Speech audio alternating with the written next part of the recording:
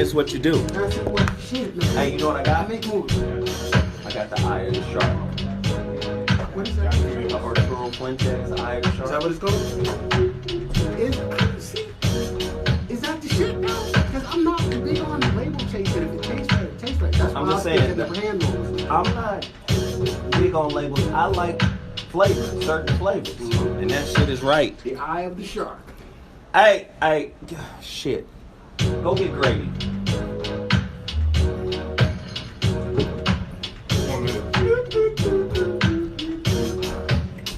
Hey, Geoff, tell Geoff and them, Bobby, we all got to come in.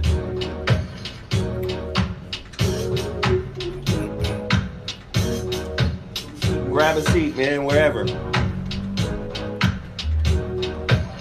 Go live with the music, the intros now. It's 5 o'clock.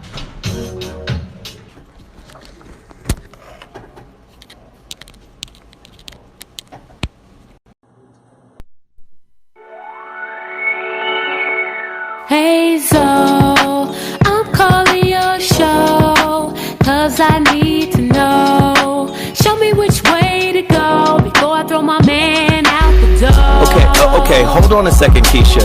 Just let me ask Ronald exactly what's going on, because it takes two to tango, and I need to hear his side of the story.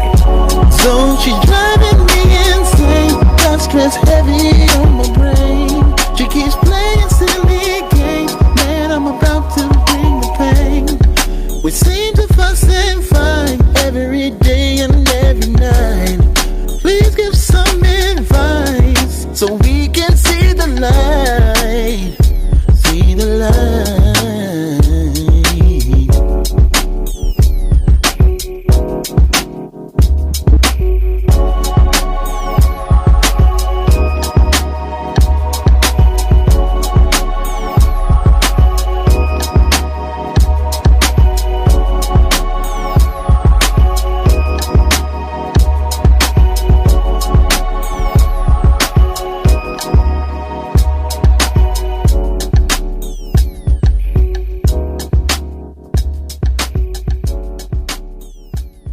I'm Zoe Williams, the voice of reason. If your relationship is in trouble, I'm the dude to call. Has your soulmate become your cellmate? Does black love still exist? What are your bedroom turnoffs? Fantasies and fetishes. Financial infidelity. I'm dating a fat person. Are they worth the wait? Trust me, this is gonna be crazy. How about the heavy stuff? The child wasn't his, and he still had to pay child support. It's a very heated topic. How was that right? Mama's baby, daddy's maybe. I just have so many questions I want to ask you. I just like to kiss a woman's ass. Is there something wrong with that? Damn! He told me he had a vasectomy. I'm pregnant. Betrayal has been committed. Hit you with the bad pipes routine. How does he maintain his humposity? He likes it when it pinches my nip. Why can't you open up, brother? I'm a karate man. Karate man rules on the inside. They don't show their weaknesses. Yeah.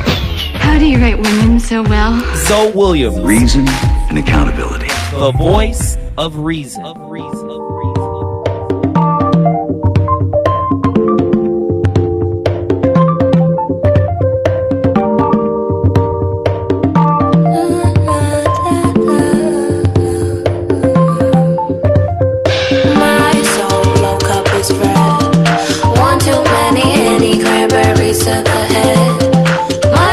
Should probably take my phone out my hand, but she's drunk too. I can't help but send you a little text.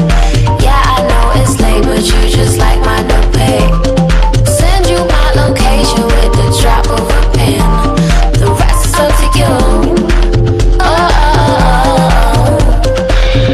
When I'm with you, it feels like I'm on vacation. You take me far away. Private oasis. Can't stop dreaming about your kisses when you're far away, but you insist on playing games, baby. Oh, baby, I'm tired of playing games with you. Oh, baby, I wanna give it all to you. Oh, baby, I'm tired of playing games with you. Oh, baby, I wanna. Ladies and gentlemen, revolutionary voice of reason. We had to do something different today. I wanted that music to play underneath me. I'm sorry. Maybe I didn't tell you, but let that music ride for a little bit. Just turn it down some. Ladies and gentlemen, the voice of reason is back in the building. Can I tell y'all, we got something special tonight? Don't worry about that other music. We had to do something different because, you know, here, turn it down just a little bit more. Just a little bit more. Normally this show, if you're just tuning in, normally this show is filled with women. With all types of opinions and perspectives about how they think things should go. They change every 40 minutes. I decided to bring in the man squad to reset the palette, so to speak. Now, let me just do this real quick. That music you hear in the background is from Sin House. With You is the name of the record, featuring the Aphrodite. Oh. It's about to be out everywhere. Oh. Yeah, man, it's about to be out everywhere. Sin House on SoundCloud. Check it out. Sin House on SoundCloud. Sin House is spelled SENHOUSE, one word. Sin House. With You, featuring the Aphrodite. As a matter of fact, can you start it over for us real quick? And let's just get another little piece of it. And then I will continue into this topic. This shit's about to be hot monkey lava. Grits and gravy up against your navel. Have you ever felt it against your navel? That's a very Al Green question. Yeah. Grits and gravy on my navel. He said it's an Al Green. Mm-hmm. Play it again. Let's go. Okay, so we have our good friend here. His name is Darren. Darren. He is one of our top flight, top shelf engineers. Top flight security, fool. Watch yourself. Well, I didn't mean to make that reference. Oh, okay, but you did. And then Corey Holcomb is on his way. Oh, too. Shit. It's this shit about to be crazy. Okay, may I make a request? Well, it's early in the show. Yes. What do you want to request? I would like at some point for Corey Holcomb to do an impression of Geoff Brown while Geoff Brown is doing an impression of Corey Holcomb. Your impressions of Corey aren't really spot on. Well, that's not what niggas be telling me, nigga. No. I got these lousy bitches on lock. Not quite. You don't get to shake your head on shit. You are notorious for fucking them buttons up. So you work on that and answer that question right there. Larry. You shaking your head. Yo, get them back. Shit. Come on. I. Don't make him poke a big dog with the stick. Man. Hold on. Can I promote this record? Sure. Sin House. It's dope. I want everybody to check it out, man. It's this house, Afrocentric kind of vibe, man. I dig it. And I'm fucking with it.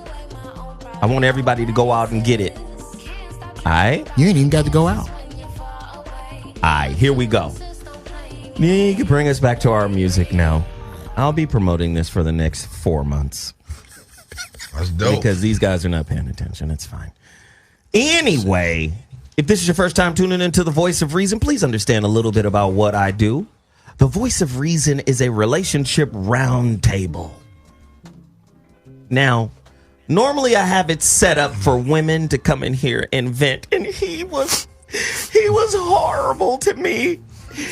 And I've been victimized by... I know I'm the one with the vagina, but still. It's his fault. It's his fault. He made me fuck him. I asked him to come in me, but I wasn't serious. So I didn't know it had live cultures in it. Yeah, it did. Yeah. I thought it was regular yogurt. No. I didn't know. No. Okay, no. so now you got a son. So here we go. Yeah.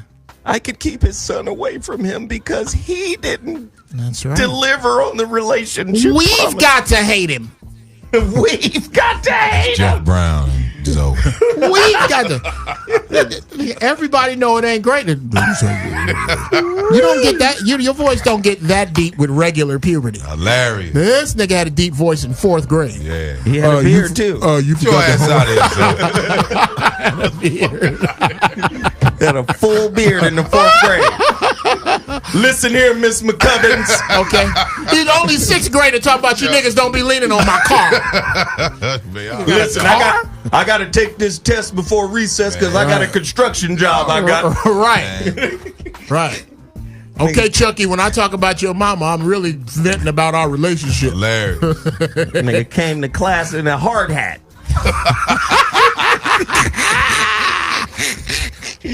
Oh, Lord, the voice of reason is about to be crazy. Grady, could you sharpen them pencils? No, bitch, I'm union. Hilarious. Don't do that. Hey, it's going down. It's going down tonight. Listen, this is what I need you guys to do before we get into the topic. I need you guys to go cash mob this company, Total Package Energy. We need to move 80 cases before the end of the month. Okay? This month goes to the 31st, right? How many in one case? It's 12 in a case. Oh, yeah, them easy to move. It's only $29 a case. Black on? Black on. Oh, yeah. Out of the Bay Area. Oh, yeah. Come on, man. The best energy drink in the world. Think if the truck driver who ran into, what's my man? Who? The comedian. Tracy Morgan. Tracy Morgan. Think if the truck driver who ran into him had a bottle of Total Package Energy. And Tracy wouldn't have $80 million. Could have avoided tragedy. Yeah, well, there's that. Yeah.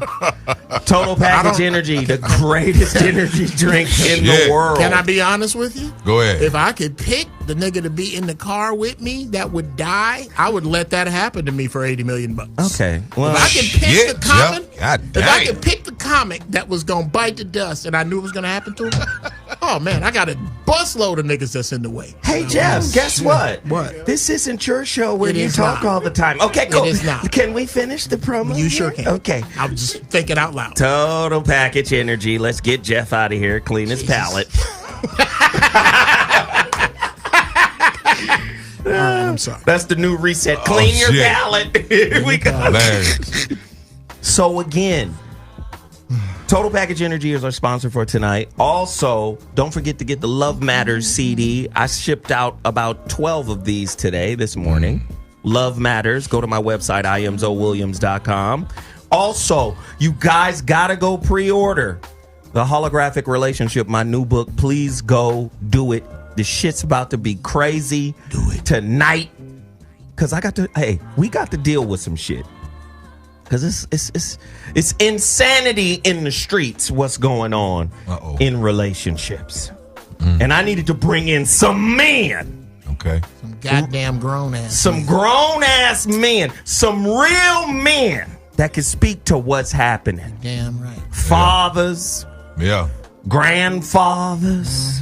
Yeah. Niggas who know what's up. We waiting on Corey to come through. He'll be here shortly. I want to hear from people who are inspired by tonight's topic. The number to dial is 323-230-4610. You're listening to the Voice of Reason on Dash Talk X. Special guest in the building, the elder Bobby Glanton Smith. How about it?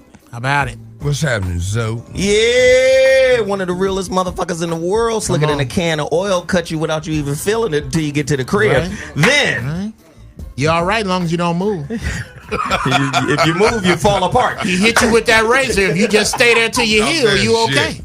Just don't move. Then we got. Let me just, because Chicago's thick right now in the building right now. Yes, sir. I'm starting to realize that Midwest area, Chicago, Detroit, Cleveland, right up in there. Where was Dayton? Where was Richard from? Peoria. You see, Chicago got somewhat of a lock on the comedy greats situation. Well, you know why it's the melting pot, so. I fuck with that. And comedy comes from pain, and white people were very generous with it in the Midwest. Okay, well, thank you, Jeff, for claiming all of the pain, or at least most of it. Oh, it's fine. No, I'm just claiming the use of it. I'm claiming the use of it. If that's the case, then all of the jokes should be coming from the South. It's fine. My homeboy in the building. This motherfucker right here. White people stole from him too. White people stole from Grady? Oh, of course. Where you think they get Commander Zod from Superman? Oh, shit. Because he got that V hairline. I never thought about that. And the beard. The only nigga said that. Him and that goddamn Corey. Kneel before Zod. Oh, God. No, Zod.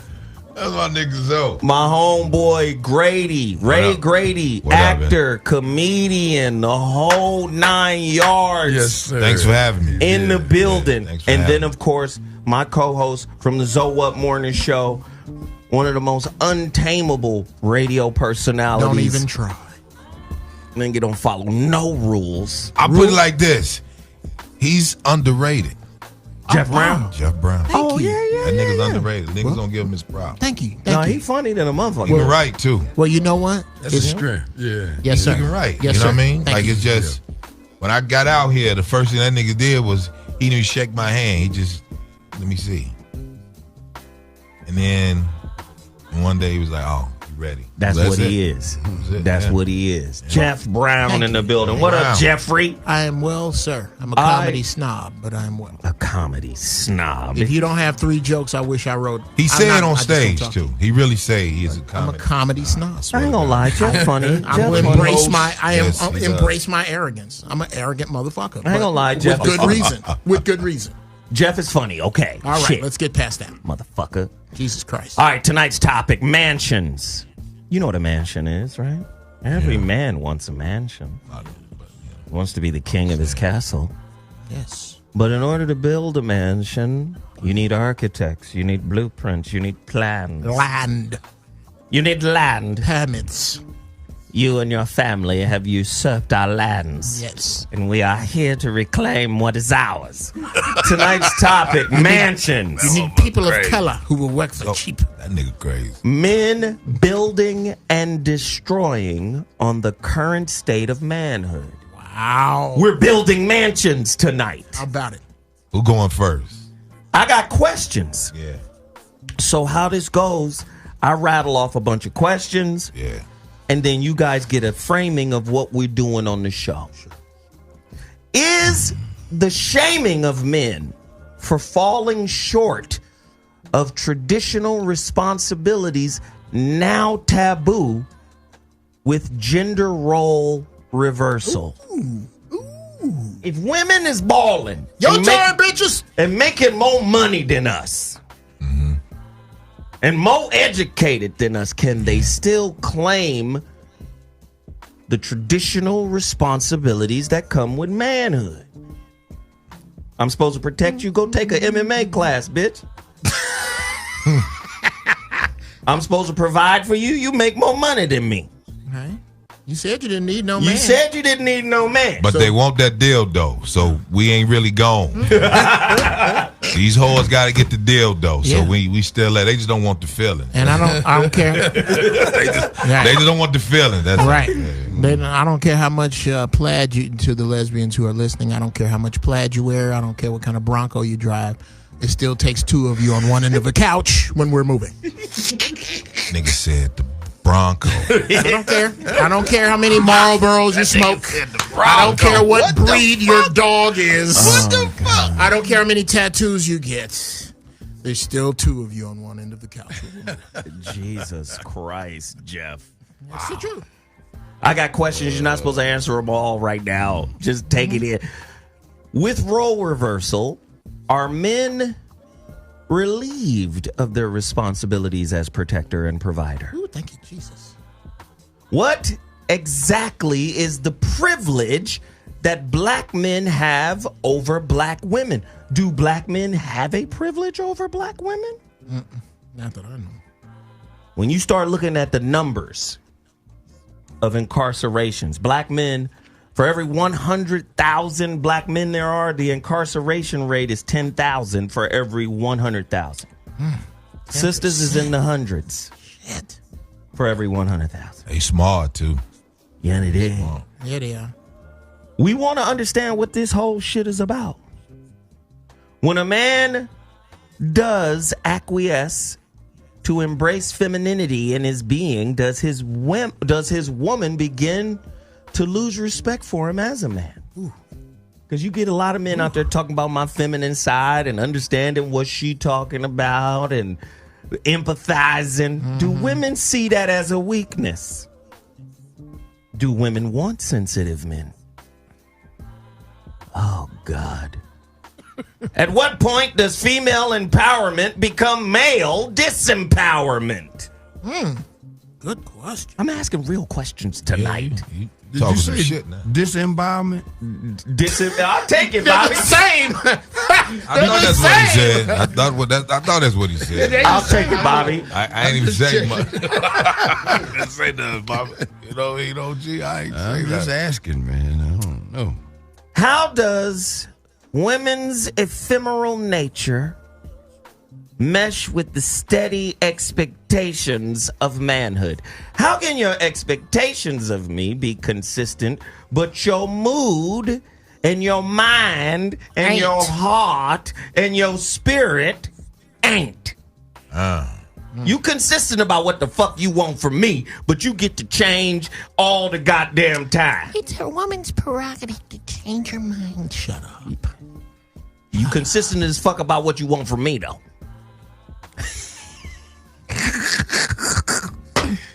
We talking real talk tonight. It's a barbershop in the voice of reason. It's never happened before. Mansions. Men building and destroying on the current state of manhood. Panic now and avoid the rush. That's some OG shit there. Man, here we go. Niggas got lost. Niggas got lost. Shit. He on the phone. Hey, shit, Bobby. Is hip hop Go ahead. the last bastion of manhood that is now being turned That got braids with beads in it now? into gaiety land? Skirts. Well, niggas is being cheerleaders now, so shit. That's Right. fuck everything, not niggas. Right. Shit, We got niggas spirit. is cheerleaders. We got spirit. Yes, we do. How about you? Yeah. All on that shit. So I'm finna run to the OG to start us off real Yeah. quick. Bobby, I need you to talk to me, man. I'm seasick and waterbound. No, because Bobby, you done seen shit that none of us have seen.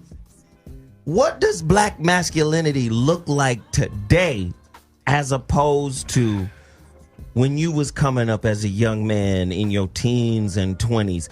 What does black manhood look like today versus what it looked like then? Well, in that era, the 50s and the 60s, around the age of 10 or 11, you went from cowboys to girls. And the things that you had in common with your classmates who happened to be female, they started to change because the body's changing. And we kind of squared off in those respective groups. Boys becoming young men and young girls, growing dimensions that get your attention. So it was pretty simple. All right. Now, there were some diversions along the way wherein some guys decided that they wanted to try this other way of commingling. Okay. But for the most part, you looked like a man, you sounded like a man, and you went about the business of trying to become a decent man. Mm-hmm. And that's predicated on your word, the company that you keep, the things that you stand on. Your word means something. So it was very formal in that way, but it was space for you to grow. Right. And make mistakes and know that if you're trying to be a man, then it's 24/7. And here we are in 2018, and I got Me Too fatigue. Me Too fatigue. I mean, it's just amazing how I feel drained a lot of days because I just see stuff that make my mouth fly wide open. Where a woman has really gotten to a point where it's not so much her income that's the problem, the physicality. I see sisters that really look like they want to mix it up physically if there's some, difference of opinion. And it makes me scratch my head and try to just say, let me take a nap and see if it was just a bad dream. Because it is very confusing for me. And I would assume people in my age range, based on the conversations I have with folks, are equally we just don't know, man. Grady. You know, it is some buttercream out here claiming to be full-on man. Okay. I need to know the new rules of masculine boundaries. What I mean by that is there's certain shit real men ain't gonna do around each other, to each other. You understand? There's certain boundaries that can't be crossed. Well, first of all, we can't really share emotions. And here we go. Outside of a good high five on the basketball court, if you still hoop. But most of the time, niggas is too busy in their feelings because of some emotional shit that he really dealing with. Because that's the lack of the old man that he never had. You know what I'm saying? So when it come down to being a part of a conversation amongst men, like I'm the youngest in here, me and the engineer. Right. So when I sit around this, most young niggas is trying to get away from the knowledge that's in here because he don't know and he don't have the mental capacity to even think like, oh shit, I'm going to be 40 years old one day. Wow. Because that's when you start growing. Wow. Once you get over 35, your 20s you bullshitting. Right. Your 30s you figuring it out. Once you get 40, you're like, okay, you fully developed now. Right. Regardless what the bread look like. Right. And so I think the cat, I'm 41. Right. So when the cat say, oh, you 41, like, yeah, I take care of myself. But I was raised by the old niggas. Right. And I was cool to sit around them. And if you was a cat that paid attention, old cats will let you sit amongst them. Because you're not talking when they talking. Like if you come in the crib, there we go, and your auntie say, get out of here, that's usually the little girl is running her damn mouth, and they really talking about some real shit. But if you come around the old cats and you just shut up, you want to be like your uncle, your grandfather, your dad, and then they have a seat. Most of the time you stand there, but they gonna look at you like if we sit down, you need something. Yeah. So you gonna have to take a seat. Explain your presence to us. What do you want? And then here, take a seat. This is what this is. So a lot of times, the men nowadays, because they don't, the fathers are missing due to prison drugs. Right. That COINTELPRO shit really fucked up our situation. So these cats really don't have any method to their insanity shit. Right. So a nigga got to talk. That's what I always said. A social media nigga was a punk nigga. So he said, I got to get my voice out here. He was beat on. The chicks didn't like him. He wasn't popular in school. He didn't make the basketball team. His first piece of ass, he was 25. You know what I'm saying? You know what I mean? You are really painting a bleak picture. Yeah. No, I'm coming to you, Geoff. Wait on now. Wait on it. So it's always a good thing to but you can't talk to a room full of men about, you got to have one person that you can go to, and most of us, we don't really have that. Right. Geoff Brown, you did a show on your show, The Inappropriate Hour, yes, where you were breaking down the things that young motherfucking men need. Sure. One of the things you said was a truck. Oh, yeah. Yeah. But then again, that's seriously old school shit that my uncles used to tell me is that you need to make money with a car, not for a car. And you see these niggas that run out here with their money and buy brand new cars instead of brand new trucks. They ain't gonna never have a brand new house. That's so true. Dang. I see you, Bobby. I see it. Come on, dude. That's why you think I call him Uncle Bobby. Because he just like the dudes that raised me. I was raised around an army of lions. Yeah. That's why this beta male shit now turns my stomach. I promise you, you will pry my alpha manhood from my cold, dead hands. I will not. I don't give a damn. Again, no, that's not right. I don't give a fuck who I offend with my manhood. I'm a man first. Before I'm even black, I'm a man. And there's certain shit that I'm not going to... You're going to see just how far an individual can bust their ass without giving up any asshole can get in this town. Because that's how I'm getting down. Well, okay. Shit. Was that clear? In the name of fried okra, my nigga. All right. So, I'm going to say it again.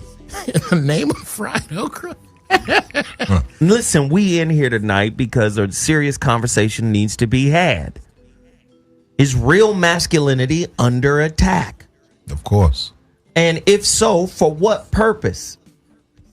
Now, I know how my daughter responds to me because I've been in her life the whole time. How about it? So there's certain levels of respect that she shows me off top because that's the first man I've ever loved. Right. And that's my father, and I know who he is. I have a relationship with him. So take me out of the equation, she becomes the norm. She becomes the standard for what we dealing with. If you look at the research will tell you 70% of African American kids are born in a household without a dad. Yeah. So me being there puts her in the 30 percentile. You get it? Yeah. So now, even on top of that, because there's some girls that got daddies that ain't shit, that's there. Right. So now you got to sliver that motherfucking 30% down even farther because to be in a household with a dad, that's about that's something. Horrible. Yeah, that ain't horrible. That's not horrible. But a dad that's about something. So what I'm starting to see is the horrible women that come from those situations are more acceptable than the young boys that come from that situation. Oh, wow. Because there is an attack on black masculinity that sees black masculinity as default dangerous. Well, if you're a female that comes out of a female cookie factory, then there's that makes a lot more sense than trying to push a male through that female cookie factory. Because that male is going to come out missing some ingredients. Like the ability to say no and not give... case in point. The difference between a man's no and a woman's no is that when a woman disagrees with you or wants to change your position on a subject, she also wants to change your emotion on a subject. When a man, especially if it's your goodwill, when I want you to change a position on a subject, to be honest with you, I really don't give a fuck how you feel. When I say it's too dangerous, baby, no, you can't go over there with your girls. That's over there. I'm just telling you that you can't go as your man because I'm in charge of security for you. Right. Not because I don't like your friends. Your friends are your friends. You pick. If they fuck us up, that's on you. I don't pick your friends for you. But I'm telling you, because I happen to know that some rolling 60s got a problem with some niggas around the corner over that way. I shouldn't have to explain that part to you. My no should stand. Yeah. And the difference between my no and your no is that when you tell me no about something, you want me to like it. But see, I really don't give a fuck. But see, Geoff, hold on. And Bobby, I want you to chime in on this. Sure. We live in a society now that doesn't value male advice. Oh, wow. From male to woman. Shit. Yeah. Well, not in the brown house, but yeah. Shit. Do you understand what I'm saying? It does. Nigga, who is you? Who is you to be telling me what the fuck to do? Yeah. There's not a space in my life for you anymore other than sex and some niggas break in here. And janitorial duties. Nigga, I need you to clean the gutter. Right. Or hey, mop and fuck. Get in there. I need you. Hey, I need you to take my car to get an oil change. So what happens is mopping. A man do my brakes, eat my ass. That's it. I'm just saying. A man crazy. Crazy. No, but here we at now. A man is now starting to be seen in the same light. This is about to be far as a dildo. No, that's not that far. It's a tool to be used to produce an outcome. Bobby, how do we reclaim what it means, the real meaning of masculinity? It's ironic that your subject matter today connects to an event I was at the California African American Museum Friday night. I was the master of ceremonies for the 90th birthday party of Mr. Horace Clinty Bowers and Sons Cleaners. They've been in business for over 60 years. And as I sat there and read through his bio, and I said, wait a minute. Then I looked around the room at these generations of Bowers and the little kids dressed formally because he had he was born in 1928, so he had a Roaring '20s theme. You know, the brother bounced up in a classic 1929 car, and it was like going back in time because the people got up and testified to this man's goodness and greatness. It was heartwarming, and it's one of those examples that we have to draw upon. People can't do something if they ain't seen it, at least even from a distance or on television. Wow. It's outside of their frame of reference, and that's why it's really a struggle at this point for me. When I see young kids, I realize and accept that I'm at that teaching stage, whether I want to be or not. Yeah, because what little bit of sense I got, it came from being around people who sold into my life. Yes, sir. And that's what they're obligated. They didn't even squabble about it. They said, look, you might not like this, but I'm with you and get off this corner. Right. How you doing in school? The Maasai community in Africa survived and thrived for 500 years for one simple reason. They had a mantra that went from generation to generation. How are the children? You don't even start a conversation with asking another person, how are the children? Because we're not going to let them slip through the crack. Because the quality it's not gonna happen. Of the children reflects the future quality of the community. Oh, brother. And it's chaos for that reason. I mean, we 3 generations away from passing certain fundamental truths to young people. When he got up, Mr. Bowers got up and spoke, he said, one of the things that I've lived by, and he has accumulated a considerable amount of wealth, okay? And he said, I learned from my parents, you can't borrow your way out of debt. Ooh-wee. And if you don't get that message as a young, especially now, by the time you get out of school, whether you dropped out, quit, or graduated, if you don't understand that simple principle, you will never be able to accumulate, particularly a black male, the things that people expect you to have. Yeah. Because you didn't get that memo. But do you think that the kids nowadays, or I should say the generation, do they even know what they're supposed to have? No. They know what they see. Right. And that creates a desire for those things first and foremost. They don't see a raggedy car and work boots equaling that next level shit. All they see is that next level shit.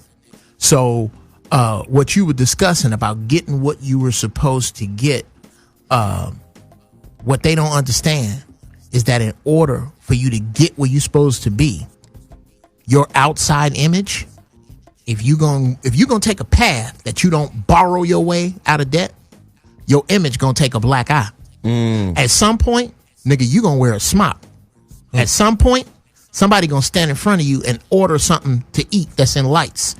At some point, you gonna sweep a floor that ain't yours. You gonna do something to start to create your base. Young people seem not to want to create a base. But that's the that's the mom and daddy role, right? Yeah. Right. Yeah, because I'm from because they, so that like my kids. That's why I moved them out here to LA because they like, well, damn, this is sunshine and palm trees. Like this shit is trash. Forget all that. It's no jobs. It's 51% unemployment in Chicago. That's why I got you out of here. This ain't out here for you to play. You know what I'm saying? Right. But when you look at that, right, it's cool. But then when you break it down, like, hold up, this ain't for you to come out here and surf and it's beautiful. It's cool. Yeah. But if you see the cats that's from LA, that's like they from here. Right. Sure. Right. Their work ethic is not there. Right. You notice most of them, and I should say, I'm just saying from being in entertainment, just entertainment. We can, because I know the person, I've been to the parties Sure. So my kids was like, well, Dad, that's such and such. Like, yeah, but we had to sweep, we had to shovel snow to play basketball. Come on. So we had to cut grass. Go ahead. Let me hit you with that. Just let me give you a little bit of pushback. Cool. Because you from here. Because I'm from here. Yeah. So by way of Chattanooga. Let me give you a little pushback on that. Just a little, because his country is a can of... I know he is. Yeah. Bama ass nigga. Yeah, he is. And a bussy with something too. Ain't no joke. So ain't no joke. Don't let me anyway. Yo, Bama ass. You eat purple hub peas, motherfucker. AKA black eyed peas. Some niggas that don't know They what say it is. things like up and like that. Ain't he talking to him like that? Hey, look up there and get my keys. Yeah. Shit. You don't get your candy yet. So, what was your?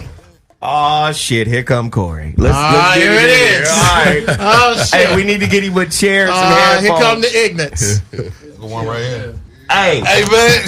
All right. So we got the city in the building. The whole city in the building right now. Ladies and gentlemen, on Dash Talk X, comedian and actor Corey Holcomb just walked into the show to join the conversation. I just wanted to paint the picture for you so you guys could see what's cracking, or at least hear what's cracking. But let me just say this to your point, Grady. Yeah. Now, the West Coast, in terms of hustle, is like Steve Largent. Oh, Seattle. Wow. I get it. Deceptively quick. Good hands. Now, it's not Art Monk. No, of course. It's not Willie Gault. See, that's the East Coast and the Midwest. Or even Chris Collinsworth. Or Chris Collinsworth. You guys have the winter. Yeah, we do. So the speed out here is a little different, but don't be fooled. The grind is Steve Largent. It's Hall of Fame. It's What's the noise, nigga?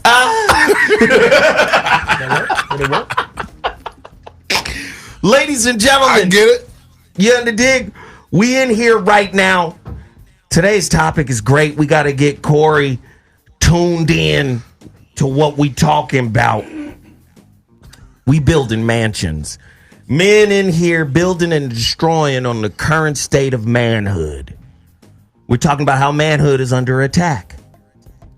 We're talking about how anything that represents black masculinity and the strength of it is now labeled as dangerous. On some clutch the pearls type shit. Is now labeled as criminal. Right? On some criminal shit. Yeah. Just by default. Now understand this. There was a report that talks about how young black girls or young black boys are sent to detention at a higher rate than any ethnic group in school. Sure. Yeah. No level of questioning is tolerated from a young black boy. Like, you have to understand, intelligence intimidates. Of course. Right? Yeah. So if a young black boy hits a teacher who are predominantly women, there are more female teachers than there are male teachers. Very few black male teachers. Right. Very few black male teachers. Who are you talking to? when you question me like that, go to the motherfucking dean's office. Because I don't want to lose control of this situation. Now, understand what's happening, though. The little girls, our sisters, see a way on how to deal with us. Yeah. When they grow up and get in relationship with us. Okay. Let me call the principal real quick. 911. The principal is 911. Okay. You understand? Yeah. So we living in a society that's clearly criminalizing black men. Clearly. Right. So what I want to do is bring Corey Holcomb in here. What are some of the most egregious man code violations that are running rampant in this motherfucker now? You asking me? I'm asking you, nigga. Right. Look, I want to say this to all of the women out there. Here we go. You must listen to this. It's very important to keep families together. If your man slapped the shit out of you and you deserve it, you should not get the authorities involved. When your man slapped the shit out of you, that's God's way of testing y'all to see can you work shit out and and to see if you can accept authority the right way. Now, if you got a crazy dude that just be slapping the shit out of you all the time, you need to get the hell away from him. But if your man occasionally, once a year, okay, it builds up within that year. Yeah, within a 12-month period. He slapped the shit out of you. And you know you had it coming. Yeah. You know you had a haul off coming. You know you just wouldn't let up. Yeah. Yeah. Your job is to take that slap, go sit down, and talk about it when shit calms down. That's right. Reevaluate I want your you shit. to know that. If you care about your family. Right. That's right. If the words "and another thing, motherfucker" came out your mouth 5 minutes before that, you know. Or you ain't shit. Or if you use the word degree and you weren't arguing about weather, Freemasons, or deodorant. Hilarious. How the fuck did the word degree come out your mouth? Don't nobody give a fuck about what some white man taught you. That's real shit. That is not in here right now. Nigga. Your degree was the time you spent trying to fit in. Yes. That's what a degree is. Yes. Because I ain't got no degree, and I'm doing better than you. Thank you. Thank you. Why am I proofreading your letters? Right. What? I've been doing better than you when I didn't have a dime. That's bitch. right. The hustler. It is it is the era of the hustler now. Those of you who studied for jobs, bad news, there are no more. There are no more jobs. And no more jobs that's paying you enough to get on your feet for real. No. They pay you enough to come back to work. So bow down to that real nigga. Because if you ain't got no real nigga, you ain't got shit anyway. If you got a beta male, you fucked up. You out here bad, bitch. What the fuck is you gonna do? You out here bad. What the fuck is you gonna do if you got a man that ain't got the courage to tell people, shut the fuck up? There's women out here who been with a man their whole life. They ain't never seen him raise up on nothing. Nothing. And I ain't talking about raise up out of emotion. I'm just saying, when somebody is out of pocket, you got to show them what the fuck they need to see about who you are. How about it? And deal with the consequences later. All day long. That's that's an alpha male. But see, this society has been trading opportunity for black masculinity for a long time. I'm going to dangle this opportunity in exchange for your masculinity, niggas. Yes, I'm going to dangle this opportunity in exchange for the point of no return. But you can't be around no bitch or no nigga that will challenge that of you. You can't be around them. It's gonna go bad. Nigga, that was my granddaddy. It's gonna go bad. Every man out there who hang with motherfuckers that be on bullshit, I'm telling you, you're a bullshit motherfucker right away. Thank you. And if you don't do it as much as they do, that means you're cheating yourself. Because you're still a bullshit motherfucker. You need to go on and be true to yourself. Right. So you around a bitch that ain't shit, God damn it, I can't tell you the consequences that's heading your way. I can't even tell you what's about to happen to you. But I'm telling you, you're going to know. You're going to be like, this is what the fuck Corey was talking about. I can't tell you, but you're going to be able to tell somebody else. I got this band on my ankle because I handle my business.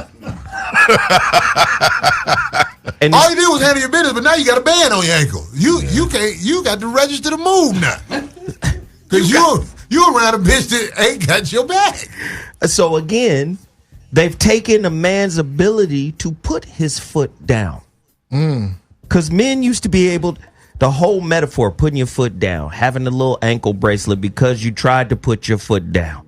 They trying to cut you off at the feet where your power is. You trying to put your foot down, and the government and your woman is saying, "Nigga, you can't do that shit no more." So how do you do it today?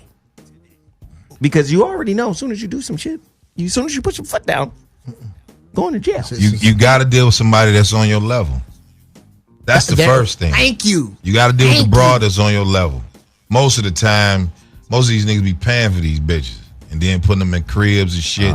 And then the broad let you get a man cave and you a hoe ass nigga because you abide by the man cave. You little hoe ass nigga. You don't even run your man cave. When she come in there, you turn down the radio and act like the teacher just I can't smoke no weed in Ain't here. no real niggas out here. Bitch coming my bitch, what the fuck you want in there? Did you see the TV on? You talking over motherfuckers. You see this filth on these screens? Right. All this filth we got in here. You see this woman over here gagging? Don't come in here when niggas just gag. Bitch, I love you, but don't try me. God damn it. Don't come in here. Oh shit. Don't come in here to don't come in here to empty your mouth. Come in here to fill it. Don't come in here. That's it. Don't come in here to empty your mouth. Something like said nothing like that to their woman. The whole time they've been around a man, and it ain't raising up to be bad. It's raising up to show them who you fucking with. Yes. This is a dance. Ever since we've been around each other, bitch. And I'm gonna lead this dance, bitch. Goddamn it, you follow my lead. Yeah. If not, goddamn it, let me tell you, if you a real nigga, dog, you gonna always argue with your bitch until she realize you're not gonna change or y'all get the fuck away from each other. You know what? I feel you. This time, I lucked out. I fucking lucked out. My wife, I lucked out. I got a props to her mother for raising classy, respectful, grounded, Afrocentric females. That's the key. A woman who understands, who is not insulted by this term. Stay in your place. Because what if that place is queen? To stay in the place of queen means you don't do commoner shit.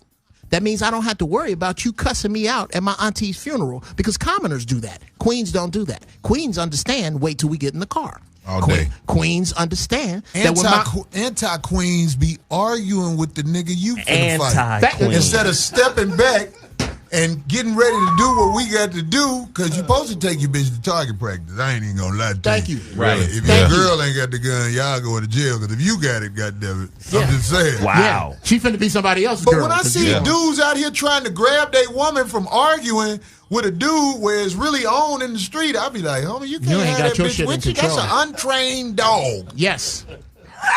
Yes. You got a Rottweiler that don't know how to act around. Bitch, shut the fuck up. I'm finna fight the nigga. You not? Right.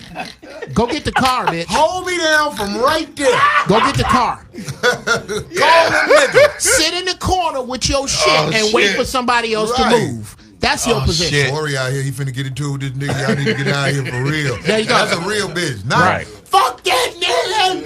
Hey, yeah. I be like, bitch, I could never be in the streets with you, bitch. We gonna get killed. Dear black women that grab at the sky when there's nothing there. We talking about you. And nothing, boo. That shit. When you not grabbing and know, I hate that. The only thing they own is the bundle that's glued to their dome. They own nothing. That bundle is yours, though. Man. The bundle. And the glue. The bundle. They don't own the glue because it's fading. Only thing they can do is keep that bundle. Yeah. That sweat on that skull that's full of all kind of chemicals is melting the glue. Yeah. The glue is like, bitch, I'm trying to hold up. Yeah. Why does your scalp smell like work boots? Oh shit. So look, fucking stupid boy. hey, you're listening to the voice of reason on Dash Talk X. We turned up right now. It's a true and living alpha man show tonight, man. We not playing. Tonight's topic, if you're just tuning in, mansions. Men building and destroying on the current state of manhood. We talking about it, man. What exactly is the privilege that black men have over black women? Do we even have a privilege over them? I always say to sisters, you can't be a Renaissance woman and a traditional woman at the same time. They tried them. You understand? You can't be like, I want a traditional man while you're a Renaissance woman. The world is changing. The world has put you in the driver's seat, and it's put you in a position to where you don't respect the traditional man that you claim you want. You understand? You claim you want a dog. Right. An alpha. But Right. you really don't want him. You want a Cocker Spaniel, actually. You want him with the remote control that come with him. Right. You want a minion, you see? A eunuch. Yeah. So now, I'm going to hit you with this. The numbers out here ain't no goddamn joke. Ooh-wee. Yeah. Here we go. The Now numbers we ain't getting no it. joke. Now we getting it. Come on. Hit them. 50% of America's prison population, black men. That's number one. That's set up on purpose. Oh, absolutely. Sure. Yeah, that's set up on purpose. That's number one. 50%. Sure. Now, America is 25% of the world's population, but America has, what is it? America is the number one country in the world for prison inmates. And its people, yeah. Sure. You understand? Yeah. So now you got that. On top of that, 50% of high school dropouts are African American males. That's all set up, though. So now, on top of that, then there was a report that came out that said 1 in every 4 black men in America were unemployed in 2016. Ooh, say that. Then on top of that, white wealth. 90% of the world's or of the nation's wealth is in the hands of white folk. 2.6% of the nation's wealth is in the hands of black folk. 2% of the 2.6% is in the hands of baby boomers with kids waiting on their ass to die so they can get the crib. Damn. The 0.6% remaining contains everybody else. Michael Jordan, Oprah, Bill Cosby. Well, maybe not Bill no more. But you know the dig? Camille Cosby. All the actors, basketball players, comedians, everybody else is in the 0.6% of African American wealth. Shit. Okay. But we fuck all the hoes. Exactly. From every race. Yeah. But I asked this question after breaking down all this information. Yeah. How you gonna have white financial aspirations of a black man when the society is set up to strip black men from the ability to really provide at the same level as white men? Are you saying college is a waste, though? You motherfucking right. They know that. I can't agree. No. They know this, Geoff. Okay. Let me just say this first and foremost. And you saying this because of the grammar school. That's where it started, from the grammar school. When you got your degree, what you gonna do with it if you got a backbone? Ooh. I see. Now we talking. Now, yeah. See, that's... then why don't you wait? Oh. What? He must got a degree. If you walk No, in I Whitey's I was office, like, he must got you one. Oh, talk shit. like Right this, on, Nick. Yes. with Bless the it. base you ain't trying to hide. Hi, I'm Your Charles. degree ain't worth for shit. Fuck, He ain't gonna thank have you. you in his office. If you're a man, let me just tell you, I got a son. Bobby, let's talk about this. I got a son. He gets 50 scholarship offers. He chooses Auburn. Alabama. Shit. But the coach told me out of his own mouth, Bruce Pearl, your son is a natural leader. I'm just concerned where he's going to lead the team. I said, well, what are you talking about? He don't smoke. He don't drink. He's in on time. You got a lot of other guys around here that ain't in on time. This is a guy who follows the rules, really. So why are you scared of his ability to lead? Because you got blue eyes, so that nigga didn't know what you was. No, what my son said was, Dad, these coaches favor the boys that don't have fathers. Absolutely. Because it makes them feel like they're more a part of this kid's development. Well, the clay's still wet. And the coach don't want nobody who is bold enough to question him in his presence. So let me hit you with this too. All these murders is happening from the police, right? All these murders is happening. This is when he got there, 2015, 2016. All these murders is happening. Bruce Pearl puts together a panel of people to talk to the team. FBI, whole bunch of people. Local law enforcement, whole bunch of people showed up. Yeah. And he told my son, don't be afraid to talk. Well, first off, the rest of the team ain't gonna talk. He is the one to talk. And when he started talking and started calling people out on this shit, Bruce Pearl had that look like, what the? I didn't know you was going to be questioning authority. Yes, motherfucker. That's why he had to leave Auburn. It wasn't about his ability to play. Listen, like Geoff said, they want wet clay. And the softest clay you can get right now is a boy that came from a household without a daddy. An alpha male daddy. Period. Yeah. Sure. You got to have an alpha male daddy. Bobby, you've been around this whole process. Speaking of that mic, Bobby. Oh, well, I remember when your son was in high school, and it was almost like replaying a period of an earlier part of my life when Sam Watson had a son that played baseball. And when he signed with, at the time was, I think, the Montreal team. It became the Washington Nationals. Mm-hmm. But anyway, when he would go to camp, he was driving a better car than the coach in the minor leagues.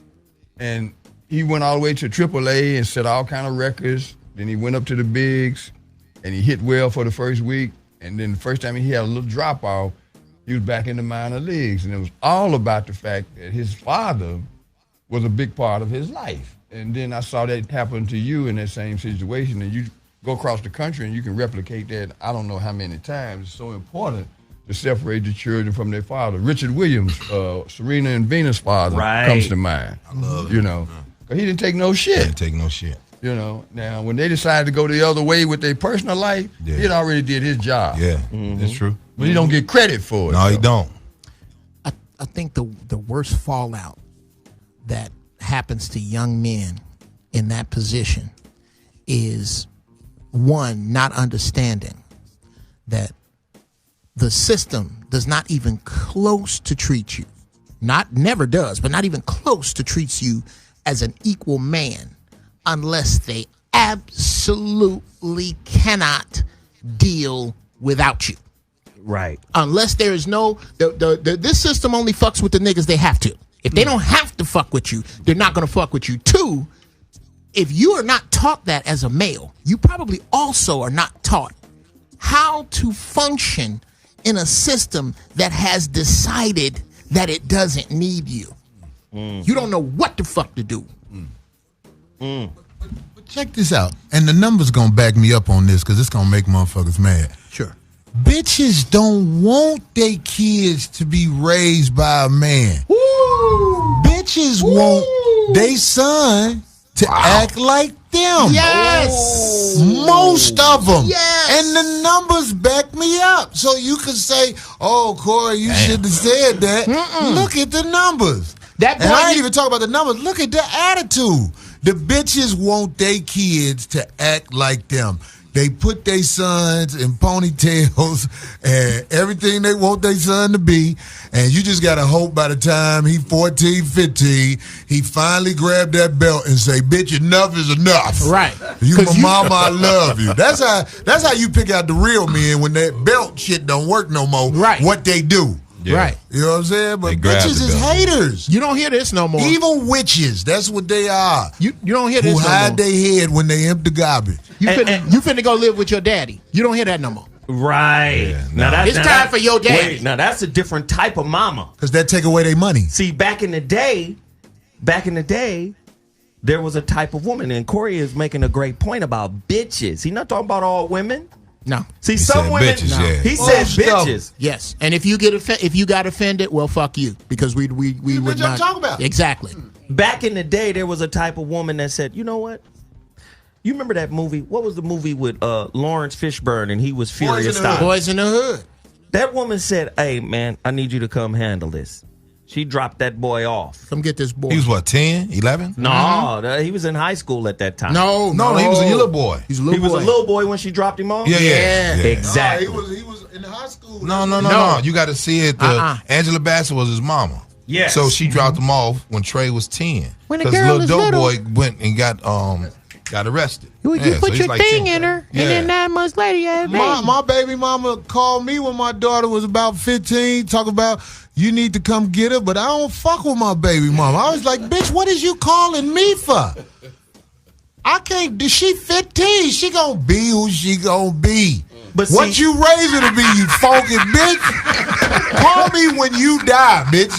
That's what I want to show up. I want to claim the body.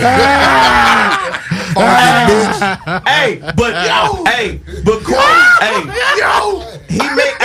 He making a real good point. Yeah, My right. thing is, don't cast the mold that's Yeah. based on bullshit. Yeah. And then call me in after It this don't work. experiment don't work. You don't want me there when you molding this Right. child into what you think is the Yeah, right thing. yeah. You want me to come in and clean the shit Yeah. up after it's failed, and then try to hold me to task and say, "Well, you ain't no good father because I had to do this." No, you didn't. No, you didn't. You didn't. could have You easily chose. consulted me on this shit. You didn't want to do it because you believe that child was yours. Right. I was around my kids where I care about their mama, bitch. That's real life. If we don't give a fuck about you, we gonna give minimal effort. And you think I'm wrong for that, but I'm not. If I don't give a fuck about you, you shouldn't even have my baby. It is against the rules of nature to love a Bitch. child around their mama. You ain't supposed to love a child around their mama. You love a child through the mother. Oh shit. You orbit around that relationship. And if it ain't nowhere to fucking land, you can't be upset because a nigga fly off. Yeah. And a baby ain't gonna make him love you. No. They're No, making hate hell you. no. You gotta stop with that shit. Just cause he cute and you want the baby cause you know the baby's chances of being cute. Right. The fuck wrong with you? You need to step up and bitch fuck both of y'all. When the baby grow up, I'm gonna see what's up with him. If we can be cool, then good. But you the mother, and you took away my belief system toward your whole region. So now you can go to hell. How about that? You ever met a nigga like that before? How about that? Your whole region? Your nigga. region. Nigga, fuck the Midwest. That nigga said the region. Nigga said No. Block you grew up on. Ladies and gentlemen, if you're just tuning in to the Voice of Reason, I know you're used to hearing females on here shit. speaking on it. Nigga said fuck 86 and Woods. Oh, everybody around there. Yeah. I know you used to hear the Hilarious. ladies. But tonight is man night. We got to come in here and speak this real shit. Y'all raising little Dr. Cotton Field babies. These little boys who turn it out on the streets. We got to take the streets back as men. We have to fucking implore young men to be responsible. A lot of times when mama always come through for them young men, they don't have a sense of figuring it out for themselves. You understand? You think being a good mom is providing everything he needs or everything he wants. Sometimes even the thing he needs in order to learn responsibility and appreciation for what he has, he got to go out and cultivate a way to get it. It's socially over breastfeeding. Wow. Socially over breastfeed. You have breastfed that. You have socially breastfed this motherfucker till his social muscles have atrophied. Wow. And that weak motherfucker is going to maintain your basement until you die. The most buck they eyes be is when they raise up on their father who's an alpha male. Oops. There That's the most buck they eyes be when they realize the nigga gonna fire on them on their chest for real. My son did Blah! Nigga. And they be like, yeah. Yeah. I be like, you responded like your mama did when I fired on her chest. It's a man cave tonight. I'm trying to make you a man. I ain't got no titty. Oh, shit. Hey.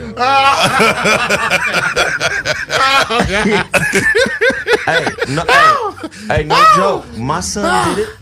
My son tried to raise up on me. Oh, sure. The night before prom. Uh-oh. Whoops. Motherfucker told me. Now, see, I know. Oh, God. Nigga, you not finna have a motherfucking hotel room.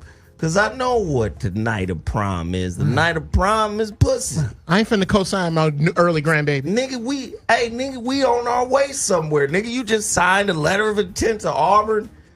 So the nigga come to me and say, I'll be back tomorrow. Nigga, what? Not even asking? Nigga just laid it flat. I'll be back tomorrow. Oh, he put his foot down? His mama was standing right there. She was like, oh, no. No. I said, peep game, nigga. You gonna be back tonight before I originally said you was gonna be back. Now I need you back. You might as well keep the car running. You will not relax and enjoy that vaginal liability I told him that you are engaging in.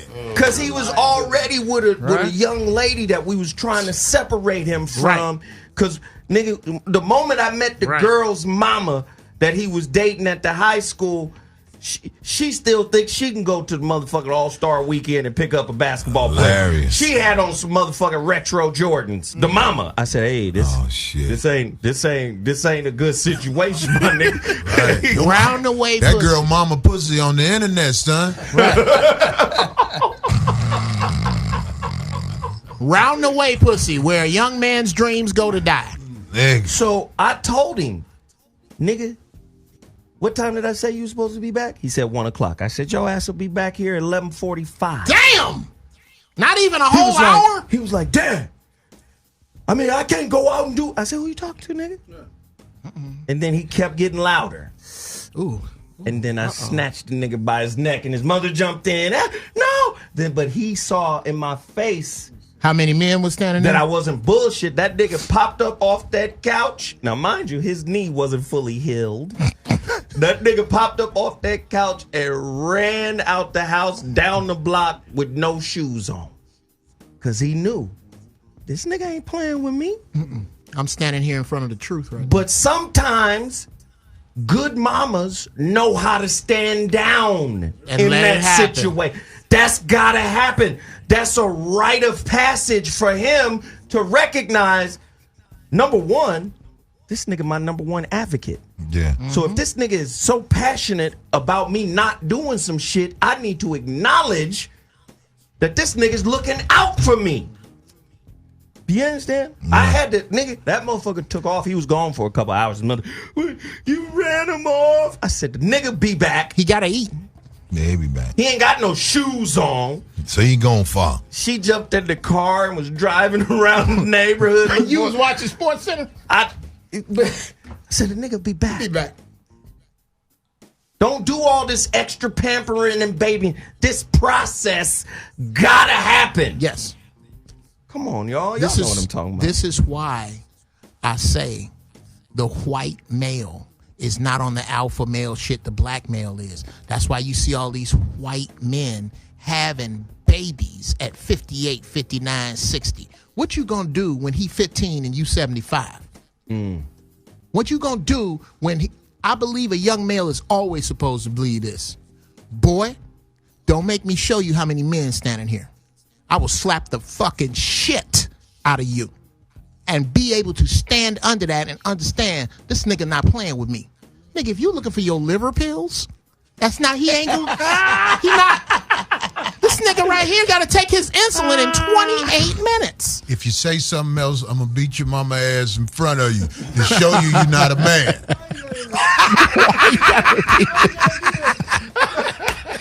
Because if you was a man, you'd be able to stop me. You'd be able to protect your mama. I'm about to sacrifice your mama to show you what you need to know. Oh, shit. I love you, baby, but... I got to show this nigga something. This is for our son. What kind of man he gonna be if he don't see this? Legs house like Prince. Answer me, motherfucker. Man. On purple rain. Right. Well, he got off the bike. Right. I saw mom on the end of the block. Have any fun? Shut up! And then, but Prince, he got his lick back. He got his lick back when he chimed in on the nigga and, hey, I saw mom at the end of the block. And he was like, yeah, so any idea how she got that way? You ever been married? You gonna get married? I don't know. Never get married. He ain't do shit. He didn't do shit. His daddy slapped. But he came back though. Hey, his daddy slapped taste buds out his mouth. He was coming to look for him, but his daddy shot himself in the head. His daddy would have been like, I will whoop your high heel blouse wearing ass. You stretch pants, nigga. You gonna break more than one nail fucking with me. Hey, nigga. You gonna lose an earring. You gonna wash this wound in purple rain, nigga. Okay. You come over here. Yeah. You said watch this movie. I'm gonna fuck up one of your purple pumps. Hilarious. You and your mama share the same closet, nigga. How the fuck you gonna come in and ask me about me and your mama's relationship? When I hit your ass, you gonna say, ah. Right? You don't want that. Ladies and gentlemen, you're listening to Dash Talk X. I'm Zoe Williams of the Voice of Reason radio show that airs here 3 times a week, Monday, Wednesday, Friday, 5 to 7 p.m. Pacific Standard Time. This is the Voice of Reason. If you're just tuning in, normally we have females on our panel. But tonight, man, the brothers had to come out and represent in a major way. Corey Holcomb, Ray Grady, Bobby Glanton Smith, and of course, Geoff Brown. Tonight's topic, mansions.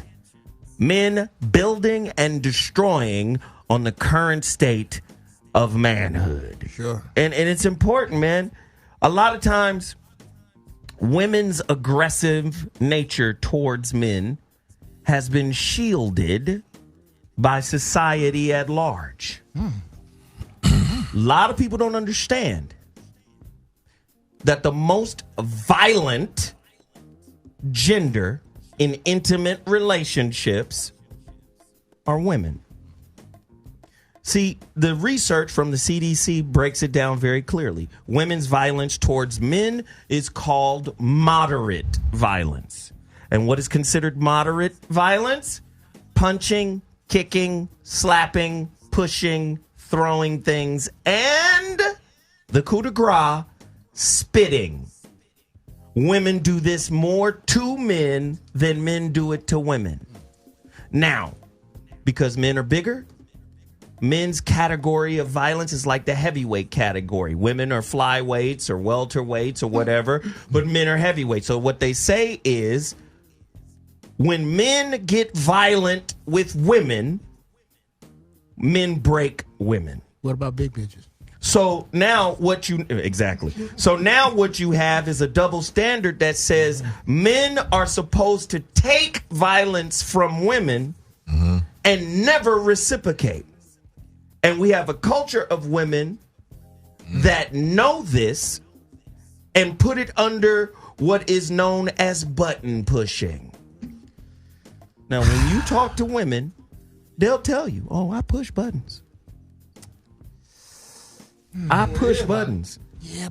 I think that most chicks know who to fucking play with. Now talk about it. I mean, you know, I used to be married, and me and Shorty, we never got along, but she knew I wasn't gonna play with her though. You know what I'm saying? Like certain people you could just feel a spirit. You know what I'm saying? So I was raised to, if you raise your hand up, male or female, I'm gonna defend it at all costs and go at your ass with extreme prejudice.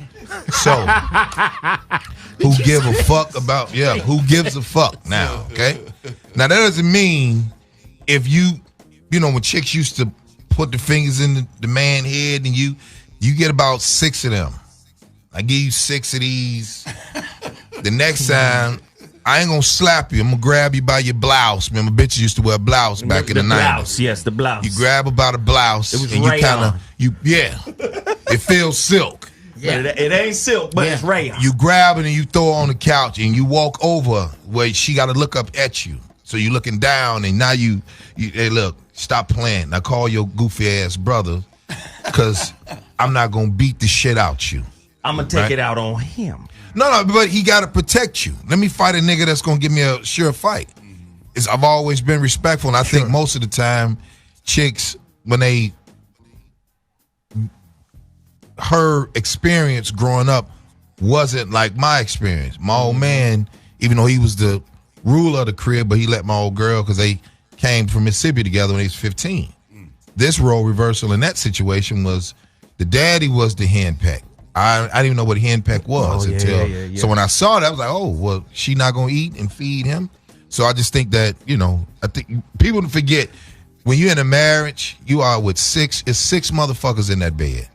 Yeah. And what I mean by 6 motherfuckers, the wife, she got what her daddy did and her mama did. And then the verse is the husband, what his mama did and his father did. So there's 6 motherfuckers in the bedroom.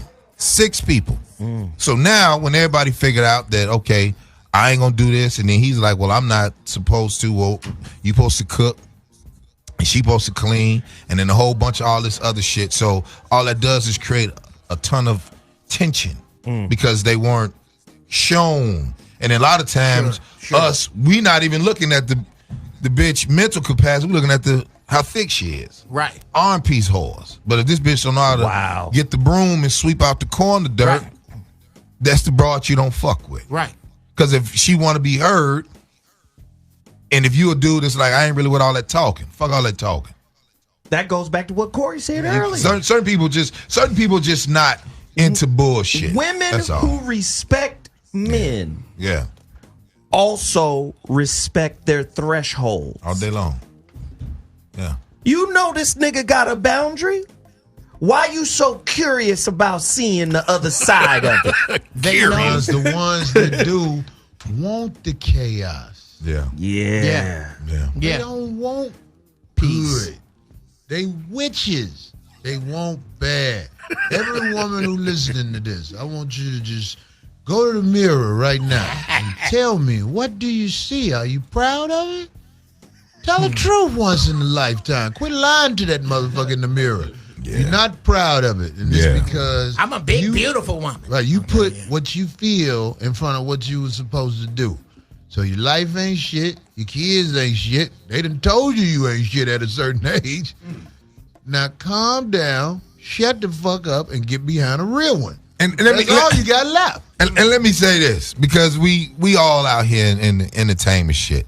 The new entertainment shit is the new mom and pop stores for black folks. Because we don't have any jobs. We don't really. Right. The dinosaurs, the companies like, fuck it, let's take these hard-working machinist jobs, these industrial jobs, and we send them overseas. So when they gave us this platform it started with bootlegging. I knew then it was going to be an issue. Once everybody stopped bootlegging, I said, okay, this shit is going to turn into something. How does this shit turn into a manifestation for all of us? Then Master P shown, and then they shown a lot of other situations. So when it came down to comedy, Corey, what everybody went, they do what they do to make money.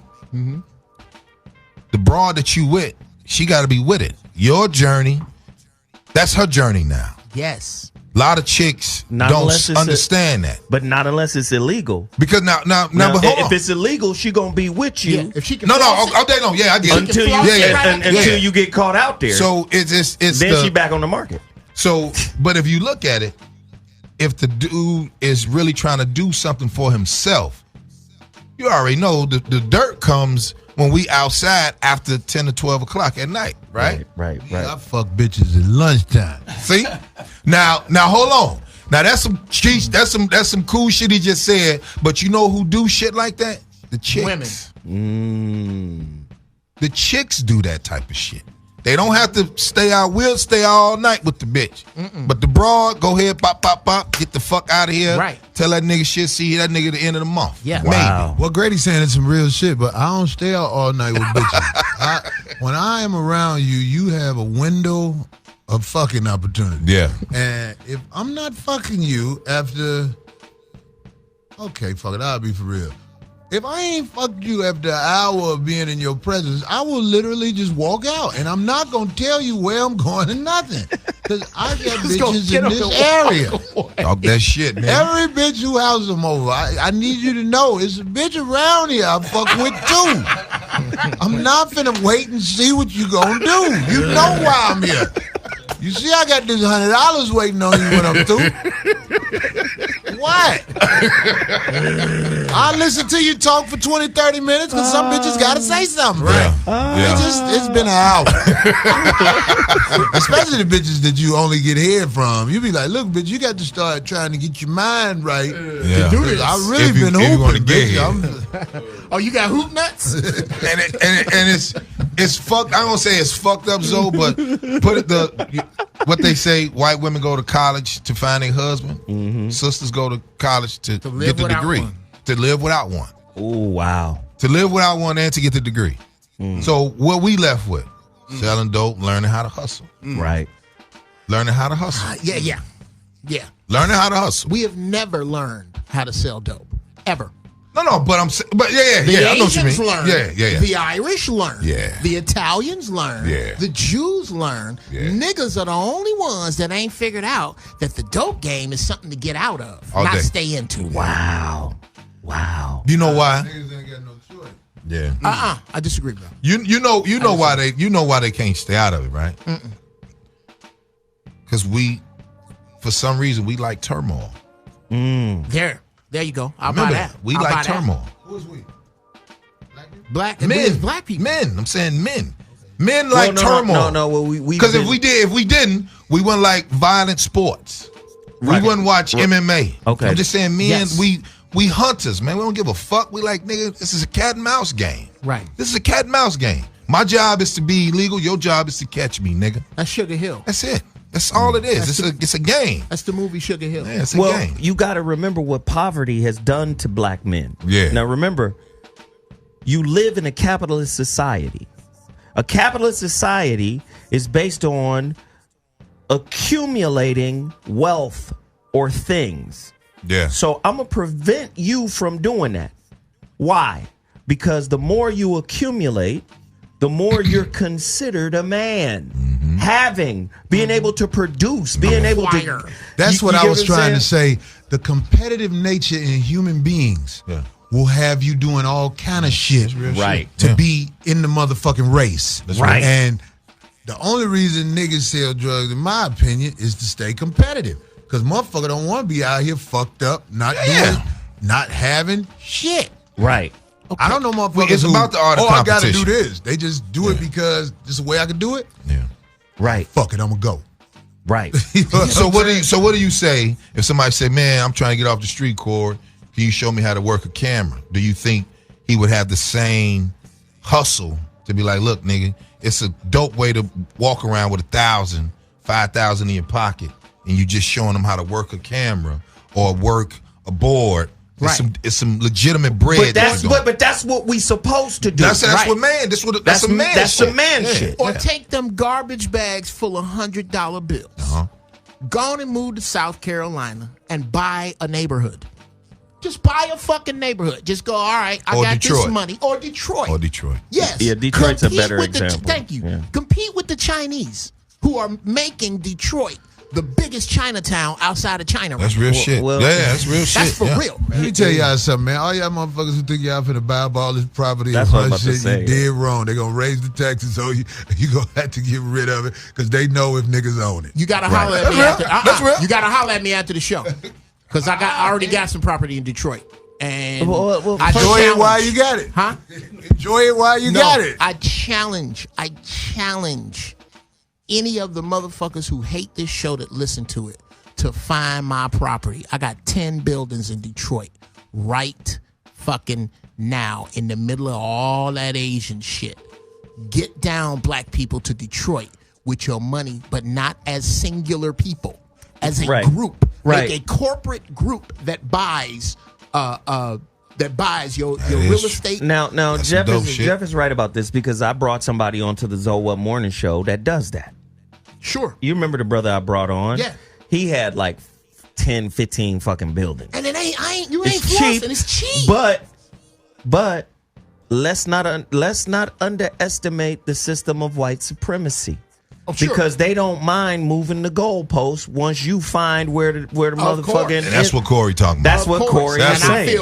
I feel that. Bobby, jump in there. Bob. You know, I saw the other day where T.I. has bought a lot of property in Atlanta. Yes. And I was speaking to a brother that I've known for a long time named Wendell Stimney. He's the president of the National Association of Minority Contracts. He also has an office in Atlanta.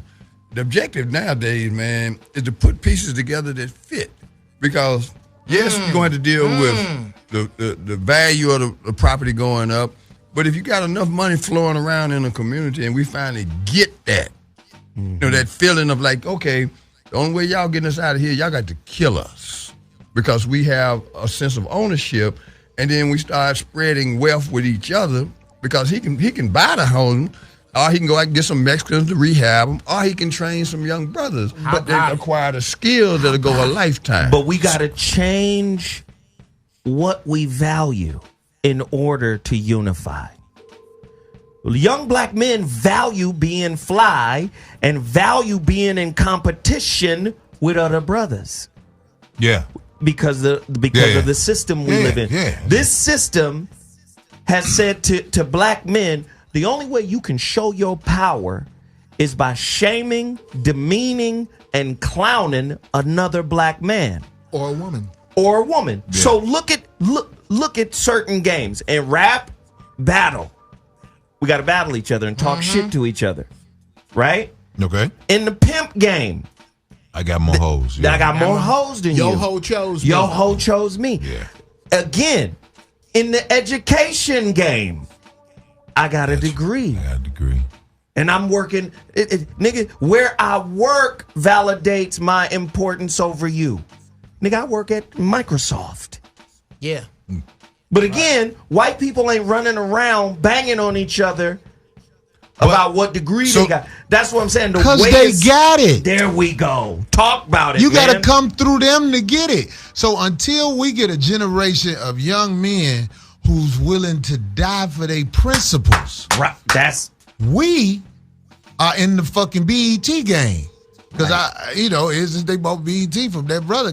BET is the most suckiest channel on TV. They got all sucker shit. Right. All sucker shit on BET. Show me a program that's gonna help us on BET. Because they had them bitches on there talking about voting. Michelle Obama, all them motherfuckers. Them motherfuckers is trying to be cool with the other side and ain't nobody calling them on that. I'm a bad guy for saying that. But the truth is, the reason they say you don't want them to take your power in voting, they know their power ain't shit. Right.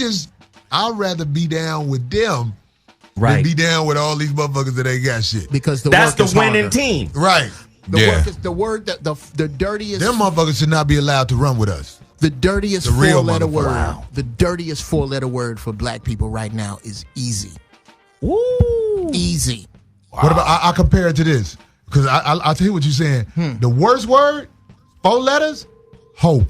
Hope. Thank you. Hope is for shitty planners. I do not allow my children to say that word in my fucking house.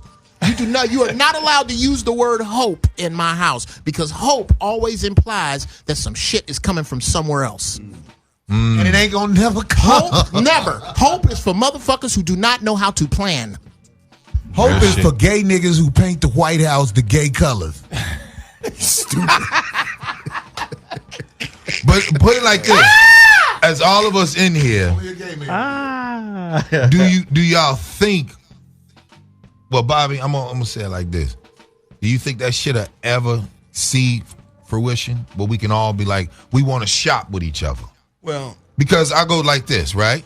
I went to the Dawa, the Muslim oil store on Crenshaw. Dawa. I'm sorry. Yes, sir. Dawa. I go in there and I'm like, this shit is packed. I'm like, with oils and you know, and items, things for purchase. And I said, okay, they supporting this shit over here. Yes. Then when I looked at the Asian, the Chinese store, the beauty shop, I was like, why the fuck? Okay. Niggas even know that this is they shit. They come in and they watch us. And they say, oh, you know what? Niggas are dumb. They spend trillions of dollars with everybody else outside their community. And you can still tell a nigga, hey, you know our money stay in our community for 6 hours, right? Right. You know in the Jewish community it stay for 27 days, right? How about that? You know in the Asian it stay there 18 days, right? Come on, keep going. You know in the Hispanics it stay in there 15 days, right? Why the fuck you dumbass niggas keep spending your money with these motherfuckers that don't even like you? Because the product equates to our self-esteem. Damn. That's the fucked up part. That hurts, though. You know. Yeah. But it's supposed to hurt. Gucci, Louis, yeah, all that shit is they shit. But it makes me look who dope. I am. It makes me look like all this other shit you niggas struggling with. I'm not. I'm okay. I'm fine. Nigga, you live right over there. If I rob you tonight, now I'm okay and you ain't. So what the fuck does any of this shit you carrying around really fucking mean? You know what the scary part of all this shit really is? And it's something I live with, and I know this is what has to happen in order for things to get fixed. What's that? Because like Grady was saying, why niggas is not knowing to do this and, you know, all this shit. What fixes it is when all this shit burns down. Yes, and there's no other way but the right way. Yes. When bitches don't have a choice. There is no glue store, bundle store. When niggas, it ain't no joy. We just out here fucked up knowing with each other. We gotta survive. Right. Until we get there, and I'm not talking about some shit where they put you in a prison because it's still a way out. Right. No, we gotta really be fucked up. Global meltdown. That's when we will begin to realize you ain't got time for that shit no more. Right. Motherfucker, it's 1 million dead bodies piled up right here, and the only reason we ain't one of them is luck. Because they done came at us. Right. When the white man show his hand and really show you what his plan is, and he's smart because he ain't did it yet. No. But this America shit, this shit ain't finna be here forever like they think. They finna uproot all this shit. In 5 years, this will not be America. Right. All you bitches who think that you supposed to go back, I'm not talking about American women. I'm talking about the African bitches who bought out all the skin lightening cream in Africa. Well, they didn't even have enough for this shit. I'm talking about everybody. You really got to see who the devil is before you understand, damn, we ain't got time to bullshit. They done killed most of us. Yes. You know what's crazy to me? They zapped me dead because I had a flu shot. That's what niggas got to realize. That. Right. Yeah. Damn. Niggas with their flu shots thinking that they getting ahead of a flu. You can't get ahead of the flu. You motherfucker. Yeah. Right. What the fuck is a flu shot? That's like me shooting Some you with more a flu. It's like me shooting you with That's like me shooting you with a 22, so you're immune to a 357. Get the fuck out of here with that shit. Hey, and I'm gonna tell you right now, this is a frightening thought. Just listening to the brothers build on what we're talking about right now. This is a frightening thought that black people here in America were closer as slaves than we are today. That's because the enemy was clearer. You didn't have you think about that. I want you to weigh that out. The enemy was doing this, is stringing your folks up in a tree, so you knew exactly who he was. You had sundown towns, so you knew exactly where you were. La Jolla, California. You had sundown town. Yes. Colored only fountains, so you know who you are.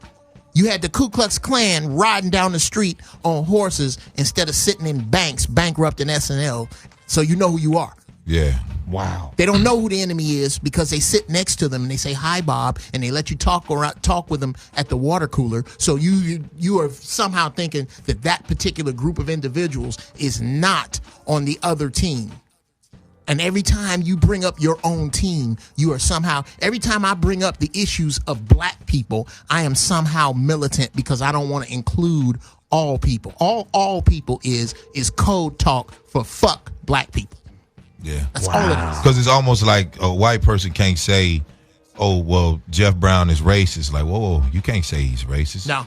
You can't even fathom the shit that we grow up with.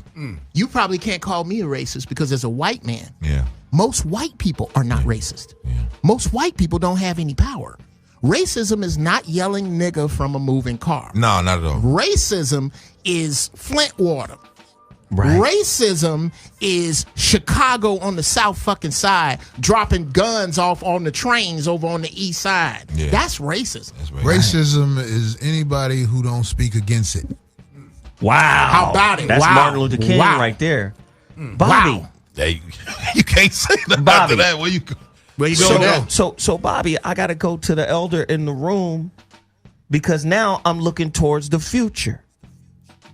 My son is 21 and I'm still coaching. I'm still mentoring. Yes, sir. Yes, sir. Now, I didn't have none of the shit I'm giving this nigga. What's his nickname? No. No. I didn't have any of that. I had no, like brand new, Like NEW. brand new. I thought you were gonna go with the young Now, lion.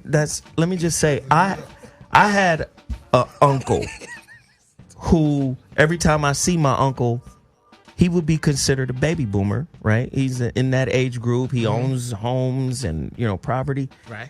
Every time I see him, though, he feels bad because he says I couldn't do as much as I wanted to.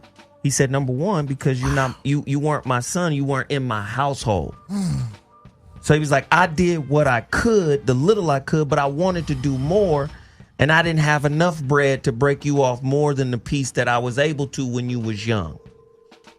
So my thing now is, how do we avoid raising those kids who are on the outskirts like that and we create these wild ones? We need to start finding a way to mentor the ones like me that was on the fringe.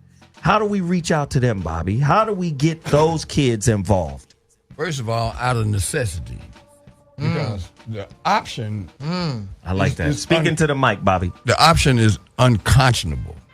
Because I've been guilty of that at certain stages of my life, chasing it, and then looking at them young brothers, look at them boys, man. Sure. And then just leaving them where they are. And as I've grown older, it's easier for me to say, look, what time I have left on this planet, it goes back into the young ones. I'm having an event in Tennessee next Thursday night with David Banner, and it's called An Evening with the Young Ones.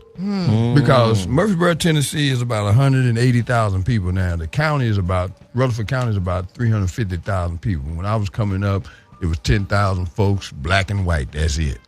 But prosperity has attracted the streets. Memphis, Chicago, they build Nissan cars and trucks down there. Yeah, they are. And so we got a whole nother population of people in my hometown. But over where I'm from, State Street, Reed Alley, shit, it's still a place you get your head peeled day or night. And the young ones, I've seen enough of them, including my great nephew, get off the path. He did 3 years in prison, and he woke up one day and he said, God damn, I'm 24 years old, and I'm still ducking. Wow. Because he done did that time, and the cats that admire him, he's looking at them like, y'all don't know what it's like, man, to put yourself in a situation where you behind those walls for 3 years. So when you ask that question, Zoe, I ain't got no choice, man. At this stage, I have a granddaughter, man. She's about 5 months old now, and I'm like, what's she gonna have to work with? Wow. So there's a necessity, man, and I'm working with some cats in Atlanta, and in Chicago, because the brothers in Chicago done moved their game down south. And now they looking at forming legitimate businesses because they got grandkids that they don't want to get caught up in this mess. You know? So we just got to start filling in these gaps, man. Wherever you can make a difference in a young person's life, take advantage of it, not for altruistic reasons, out of necessity. Mm-hmm. Wow. Because I remember Corey went to Chicago a few years ago, and he came back and said, man, even the cats that's in the streets is telling me to get out the streets because it ain't that kind of party no more, man. No, it's you know? So it's just one child at a time, one neighborhood at a time, out of necessity, man, because nobody gives a shit about what happens to us until we do. Yeah.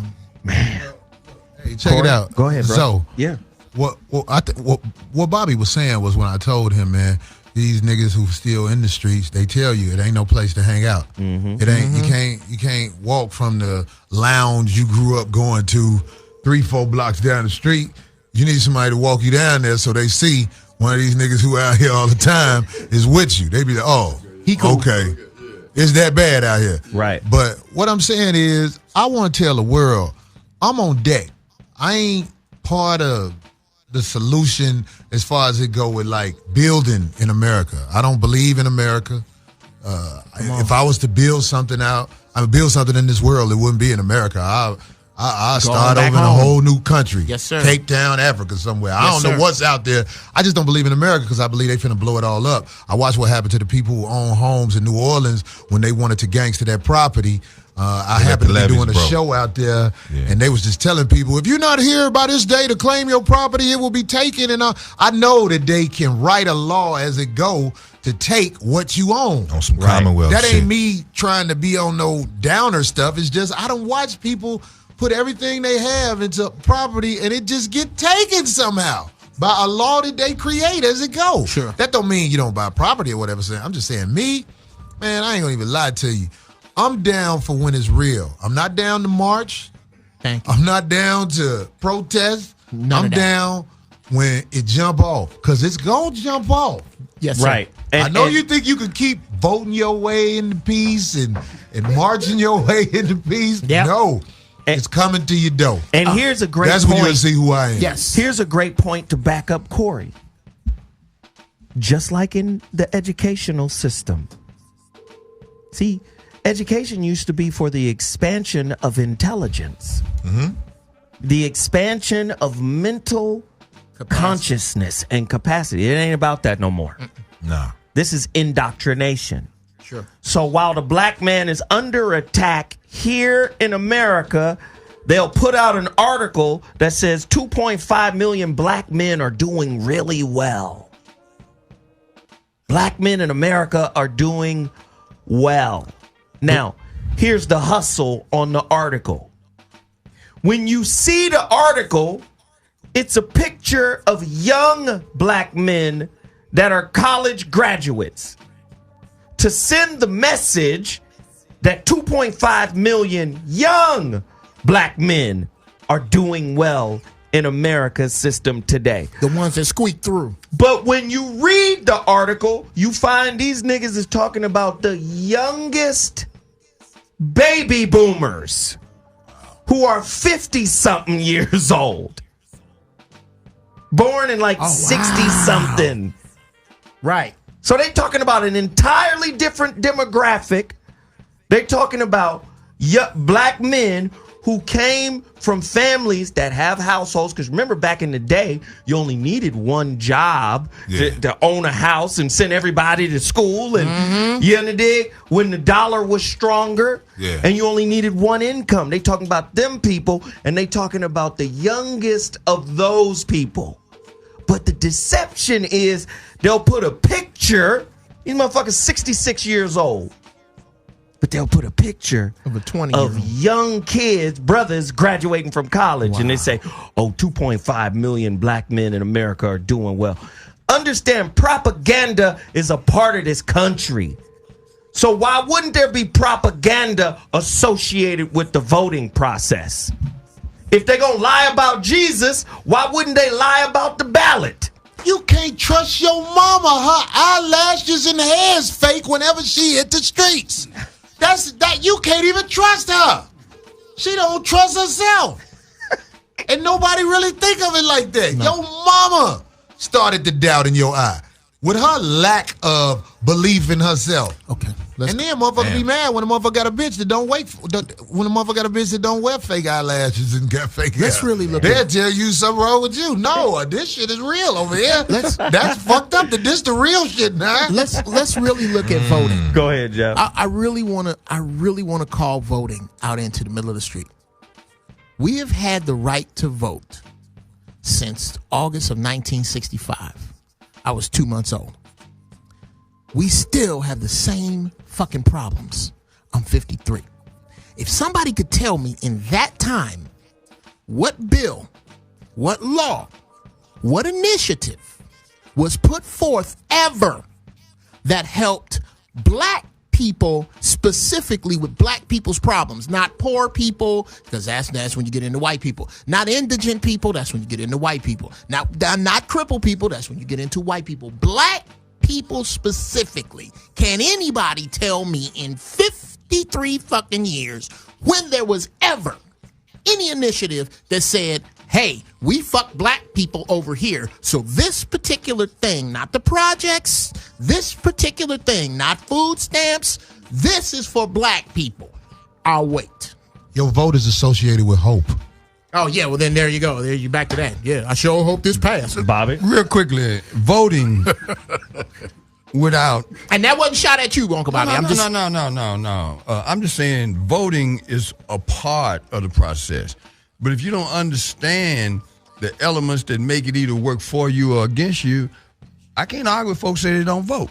But it's because it takes more than that. You got to know who you voting for and how his agenda or her agenda is consistent with what you want to see done with your tax dollars, because that's what they're using is your money against you because you didn't think the process through. But that goes back to my point. You'll never vote for nobody. Get on the mic. Get on the mic, Corey. Nobody who has your best interest will be a candidate. Will be within spitting's that you're closer to Jupiter. You voting for their man. Trust me. Yes. Whenever you vote. But this goes back to the voting process. Yeah. But this goes back to the voting process being set up just like the church.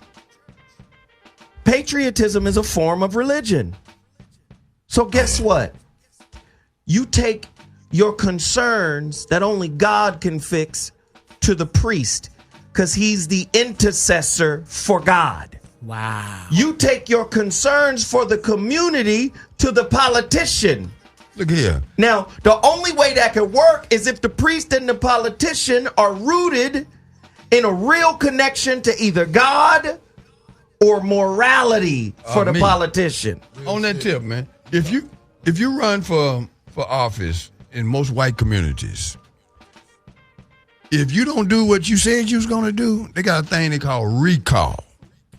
And they did it in the state of California years ago when they took Arnold Schwarzenegger became governor because that motherfucker didn't do what he was supposed to do. And they said, oh, wait a minute. We ain't got to wait no 4 years. We're going to get this petition going 2 days. But that's white people with white wealth. Yes, you're discussing. I'm just saying. You're discussing, again, Uncle Bobby. I'm talking apples and oranges in this way. Black people have to, at least before we do anything else, exercise the options. We have never, said, you know what? Nigga, we elected your black ass, and now you hiding money in the refrigerator and got 10 holes you going with, and we still can't get the lights on in this motherfucker. Okay. Nigga, your ass is out of here. Okay. No, you made the mistake of believing in the system. In the first place. Then you got to move, man. Okay, well, here's an option. Please explain to me what this particular function, and you talked about some of your cats a couple of weeks ago who did something like this. Please explain to me what voting has to do with this. We're going to get some people that got some money. Black people, black dollars. We're going to go over into the hood and buy this property that's just burnt up, got couches and bullshit on it. We're going to get all these couches and bullshit out the way. We're going to go get the big mama that grow cabbage, the big mama that grow greens, the big mama that grow onions and whatnot. And we're going to make this a big fucking farm that grows organic food for the people around the way. And you know who's going to guard it? The 60s. What does that have to do with who voted for whom, and how hard is that to make happen? Give me 30 seconds to answer that question. Yes, sir. All you had to add to that equation that you just proposed is a candidate that you elected for that district, and he gonna have to make sure that the tax dollars that's been going everywhere except there, he's out. Because that's the only thing missing in the equation that you just talked about. But Bobby, the whole nation voted for Obama for the most part. Thank you. I mean, like the man won the election before lunchtime. Show me what happened for black people. I know what happened. That's why we can't make that mistake again. We can't ever have another nigga. Uncle Bobby. I ain't talking about none of these candidates, man. I'm not talking about nobody that has ran for office right now. Okay, Uncle Bobby. Anybody who down for black people will be murdered by the Illuminati. You will not be somebody who makes a big difference. The fact that Zoe, me, David Banner, Tariq Nasheed, your lives are at stake for speaking up for black people. When it get big enough, somebody gonna come tap you on the shoulder. They already did it to Zoe. They gonna come tap you on the shoulder and tell you what you can and cannot do. The only way you get to run for president or any type of these political offices is if you down to play ball with them people. Thank you. Uncle Bobby, you looking for... Because they kill everybody who speak up for black people. You're looking for... Uncle Bobby, you're looking for a clean fish in a dirty bowl. Wow. There are no clean fish in a dirty bowl. Well, you better get one. They knocked on Zodo first because of how he talk. Really? That's why they ain't came at me. Because they like, oh, it's just dumb nigga. He just talking to the niggas. I'm under the radar. But the way Zoe talk made them people knock on his door. And when he told me they knocked on his door, I wasn't shocked. I was like, yeah, because you sound like you could lead them motherfuckers. I'm not trying to lead the motherfuckers that's trying to go through college. I'm trying to lead them people on the street because that's where the numbers are. All day. Okay. All day. I got a question. Here's a place you can go, and I need everybody's help in this room. Black Friday.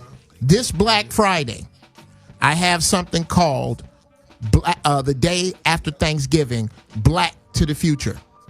I have promoters involved. I have friends of mine in the law enforcement that are involved.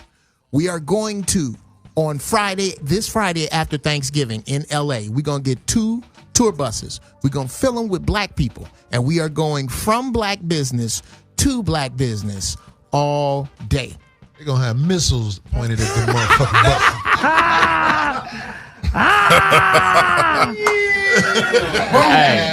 When we get rid of all those positive niggas with one button. Well, if we must die, how about it?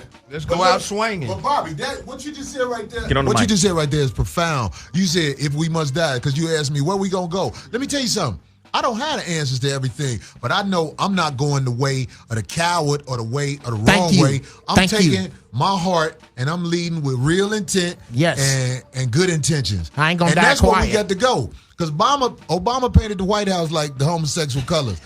We saw Obama walking in the garden with Jamie Foxx. That's all you need to see. If you still don't get it, you ain't gonna get it. Hey, listen. You've been listening to the voice of reason on Dash Talk X. Unfortunately, we are at the end of the show. I want to shout out the Super Chat. There were a lot of people in there that were supporting. And let me just say, man, the bottom line is support. It's unity. It's respect for what everybody is trying to build and do. And again, we can extrapolate meaning by working with each other as opposed to seeking what the society has to offer as the symbol of success. Come on. So all I'm saying is, man, I'm here to promote anybody. I'm here to support anybody that's trying to do something positive in the community. I wanted to bring these brothers in here to speak on some real shit about black masculinity and how we're affected in the community. And I just want to say thanks for everybody tuning in. Thanks for everybody supporting the channel. Yes, sir. Thanks for everybody who called in. I know we didn't get to the phone lines, but at some point, if the stars align, we'll do this again. I want to say thank Ray Grady, Zod. I want to say thanks to my big bro Corey Holcomb, Zod, the elder Neil. Before Zod. Oh God, no Zod. I want to thank my elder Bobby Glanton Smith, and I want to thank my co-host, the guy ride with me all the time. Come on, man. Geoff Brown. Come on. We're about to bounce. I appreciate everybody for tuning in. Zoe Williams, the voice of reason.